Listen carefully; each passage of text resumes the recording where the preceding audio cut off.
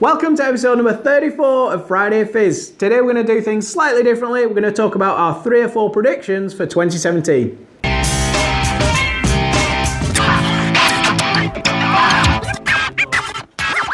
Home sweet home. We were going to review the year, but it's been such a shit year in general. What would we have reviewed? Like dead celebrities, Brexit, like everyone's Trump. heroes have died. And Brexit and Trump, it's crap. So, first one on the list, what is going to be big? Live video is just going to get bigger and bigger and bigger.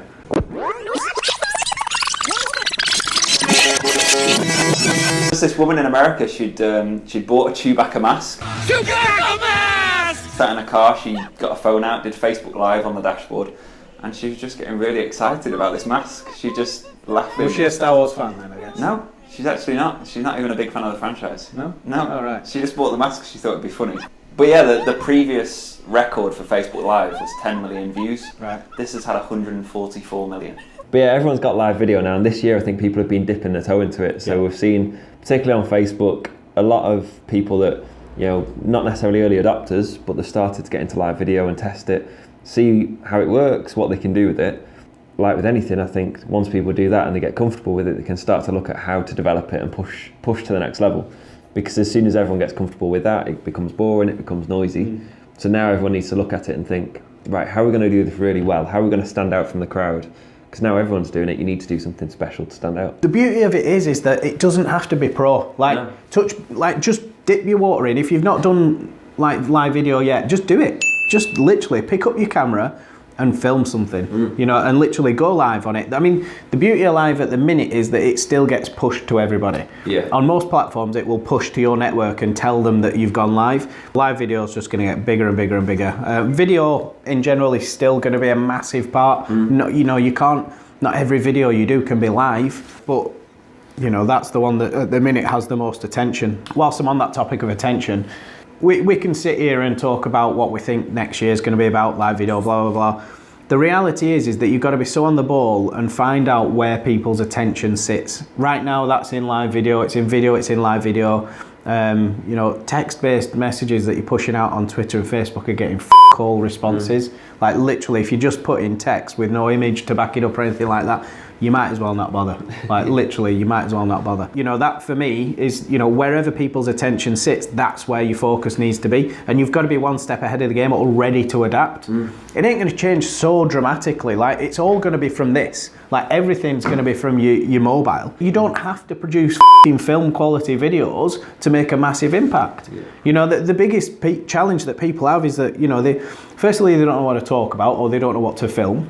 And secondly, then they're worried about the quality. Take away that second fear, and then just work on your own confidence to just go for it. That kind of leads on nicely to the second point, which is your personal brand. Raising awareness all through telling your own story. So obviously we've all got a company to promote or something like that, and you'll put out your logo, you put out your corporate messages on Twitter. But your personal brand is about building that relationship one-to-one with people. That's through storytelling, which it's a bit of a buzzword. People have heard plenty about storytelling. But I think the way all the platforms are going now are down the storytelling route and pushing you more down that. And with your live video and things like that, Instagram stories, Snapchat story.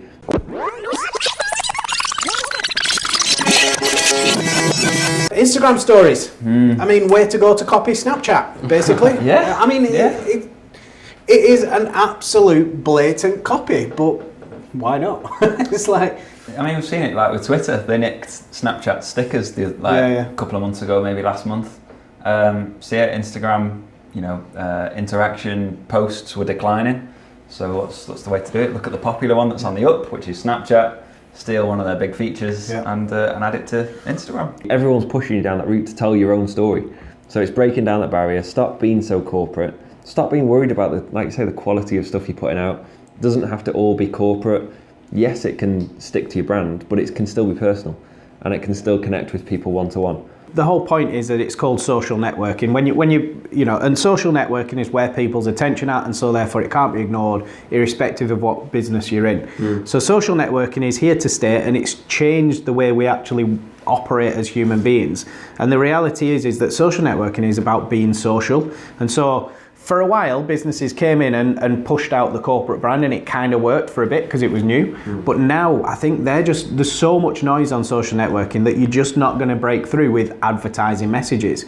It's not going to work the same as it used to. So now you've got to tell a story, and people want to connect with people. So if you're telling a personal story as well as your business, like in our business, we have Plus 24, but we have Dave Walker 24, we have Social Sam, we have Plus 24 Chris. You know, we have all these other personalities on social media, and we're all telling our own story. Excuse me, and that's what our vlog's going to be about moving forward. You know, it's going to be telling our personal story. And it's the individuals that people connect most with. Yeah. Yes, they know Plus 24, and they know what we do and all that kind of corporate stuff.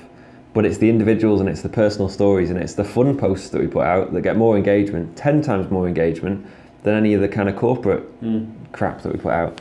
If you're still hiding behind a logo, you need to stop. If you're the MD of a company and you don't have a personal, story to tell, you need to have one. You need to create your own personal brand. Yeah. People want to engage with the people behind the businesses. We know from all the web stats that we've got for, the companies that we host websites, one of the most popular pages that people go on is the Meet the Team page. Yeah. Like almost in all cases, the second most popular after the index is Meet the Team or the About page. People want to know the people behind the business, and that will reflect through social media. You've got to tell your own story. What did all the Christmas adverts involve? Stories. Like none of them actually pushed the brand. It was just a little logo. That's insane. The fact that they all just came up, and the stories weren't even relevant in some cases to the companies. They were just telling a story because we were interested. It's Christmas. Yeah. The other big thing for 2017 is I'm not sure how big this is going to be or how it can even relate to businesses fully yet, but augmented reality and virtual reality.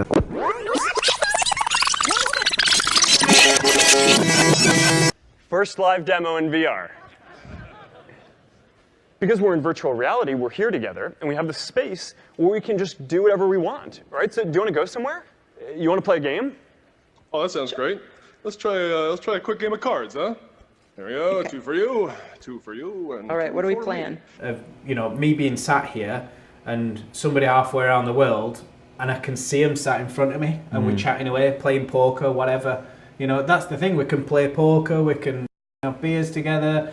It's beyond obviously looking at them on a screen because Yeah. they can be sat on the other side of the table to you. Yeah. They can be in the same room walking around. Whatever.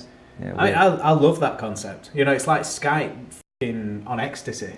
2017 we'll see more Pokemon Go style games. We see it in social networking, like with some of the like Waze, for example. It's a car map. Car map. That's effectively a bit of augmented reality because you've got the real maps, and then you've got like little icons to show where people are, where crashes have been. So it's semi-augmented reality. So we've got clients that are looking at how they can use headsets to replicate a reality. So that's one method of looking at AR. Augmented reality, we know it's going to be big, we know it's going to get bigger. I'm not sure how businesses are going to embrace it just yet. There will be already things in the pipeline ready for release in 2017.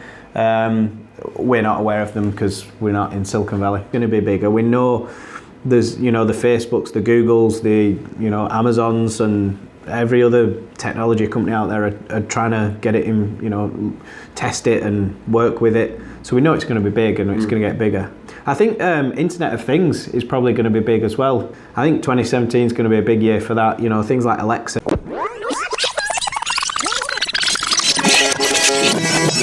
Amazon Echo, laziness of the world coming in here again. Alexa, add wrapping paper to the shopping list. I've put wrapping paper on your shopping list. Alexa, set a timer for 8 minutes.